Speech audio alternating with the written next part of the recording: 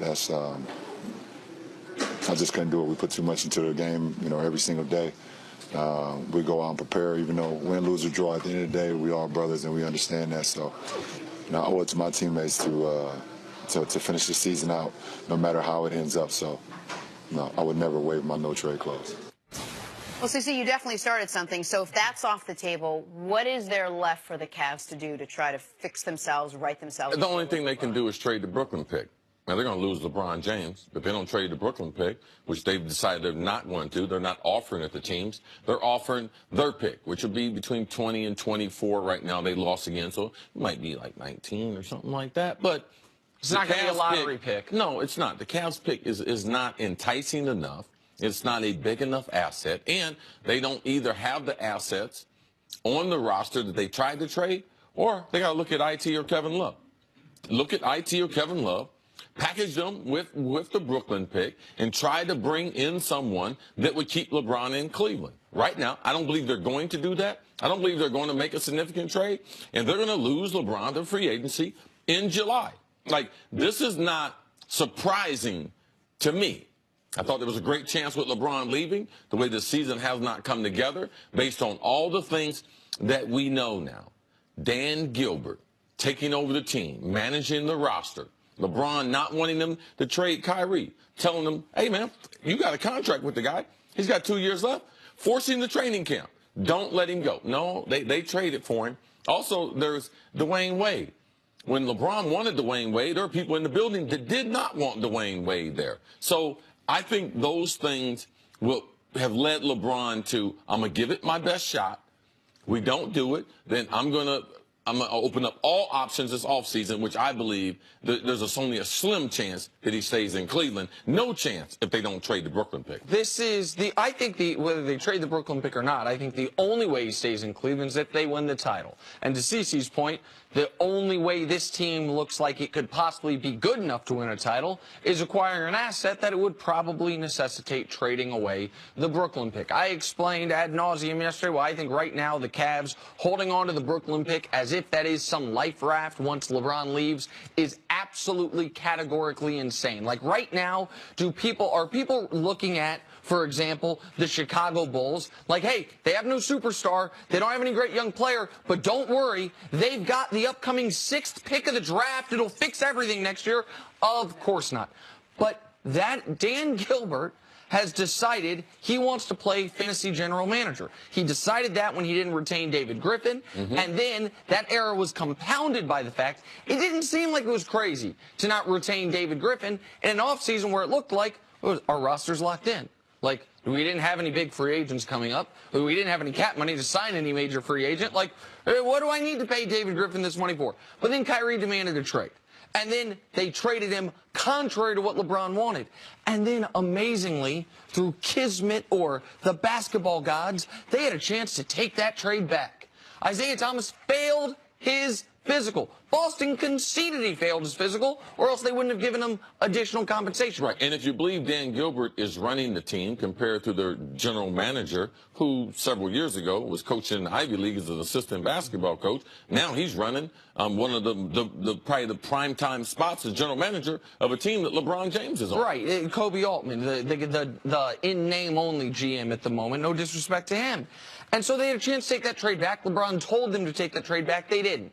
And then what you have is the team was playing fine, despite the fact JR had been awful, Jay Crowder had been awful. And then IT comes in, and the season has gone to hell since then, on the court and off the court.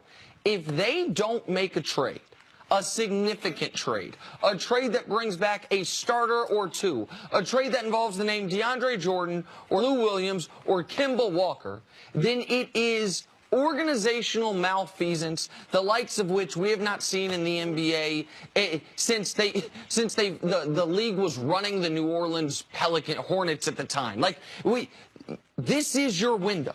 This is your opportunity. And as we are seeing, by the way, the East is there to be had. And you mentioned earlier, CC, how tough the West is going to be. Whomever comes out of the West is going to have run through a gauntlet. The idea that with a few tweaks this team couldn't win the title, I reject. They still have the best player in the world. But if they stand pat at the trade deadline, what they are doing is they are trading LeBron James, except they're getting nothing for him in the offseason. At this point, you have basically who do you have a value on the team to trade, right? You have Isaiah Thomas, who's not playing great at all. You have Kevin Love, who's injured, and you have this Nets pick. So even if you somehow found a way to pool all three of those together, what can you get back that can actually help your team? They could get. Is that even a realistic thing that they would get rid of all three? No, not all three. But if the Isaiah Thomas's value is the expiring contract. Same with Channing Frye's value. It's the fact that they're an expiring contract coming off the books. Those two guys plus what I think you need one more salary, maybe Chetty Osman to make it work. Plus the Nets pick. Get you Kemba Walker. You're instantly better. But they, as CC mentioned, Dan Gilbert don't want to trade the Nets pick. I don't know why. He thinks it's their future, but he doesn't want to trade the Nets pick. Who do you blame for all these problems? Is it more Dan Gilbert? Is it more the team? Or is it more LeBron James? Well, I have to spread it out. And LeBron's always going to get a piece of it. So I would say LeBron gets about 10% of it. The overall collection of JR, IT, not playing well, Crowder, that's probably about 20%, and 70% Dan Gilbert, because some of these things he had direct control over. The Kyrie thing.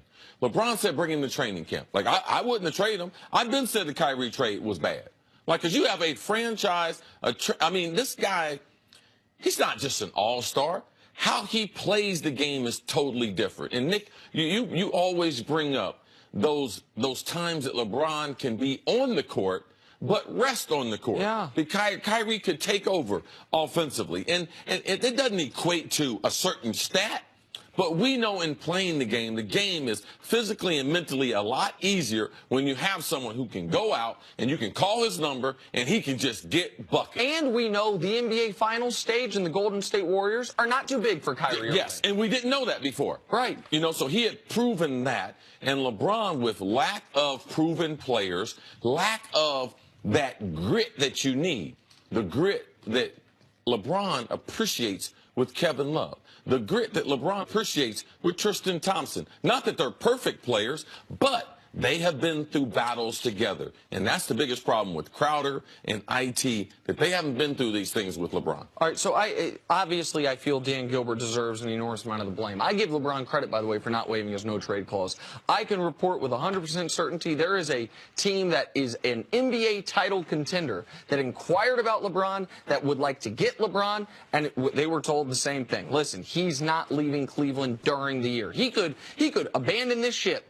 He could say he could waive that no-trade clause and abandon this ship, and the Cavs could get some back for him. He's going to stay there. I want to talk about, though, a player on this team that's supposed to be a star. Can we show the numbers, if we could? One of my favorite things, a blind reveal. Here's two basketball players. Guy on the right's averaging more points, but the guy on the left, amazingly, is actually shooting a better percentage, much better percentage from three, and has a just slightly higher PER. For example, by the way, a 15 PER is league average, so they're both below in that. Who are these two people? Huh. Leave that up for a moment. Look at those shooting percentages. It's Lonzo Ball. I don't care who the other guy is, but when Ball's in the graphic, now we haven't even talked about him in at least a month. The reason I'm bringing it up is, what was the knock on Lonzo? Yeah, he actually was defending well this year. Get your rebounds, get your assists. But he cannot shoot the ball. Isaiah Thomas shooting 7% worse from three than Lonzo was. Lonzo, who people think might be shooting with the wrong hand. Like, that's who he's been this year. Oh, yeah, yes. And by the way, he's the worst defensive player in the league. Oh, yeah, and by the way, he attacks Kevin Love. I feel like when I brought this up, you guys said, hey, he's back 12, 13, 14 games. He's going to need a little more time than that to feel better and to get his legs under him. I think he still needs more time to maybe get his legs under him. But I don't think he should have needed a month to learn how to shoot again. It wasn't an elbow injury. It wasn't a shoulder injury. I don't. The thing, when you're a small player, your lower extremities affect you more so than other players. Like, he can't get to the basket, all right? He stays on the floor. He doesn't have the legs. It would have to be the hip because the way it's affected his overall ability to score the basketball. IT can score the ball. Now, if you think that you're watching the same IT, like, it's not a mental problem. It's a health thing. he is not physically as explosive as we're used to seeing. The mental problem is this. He is still playing as if, as far as a volume of shots, and talking as if he's a star player. And it's hard to hear IT say, we go our separate ways when things go wrong. Hey, Kevin Love, were you actually sick? When you've been the worst player on the team. Now, there's reason that he's been the worst player on the team, and maybe he will get better. But it's hard to hear the message from that guy when IT talks about how bad the defense is when he's been the worst defensive player in basketball for 2 years now. We have to go. Yes. Awesome show. Love Very hanging out fun. with you guys. Have a great night. We'll see you back here tomorrow at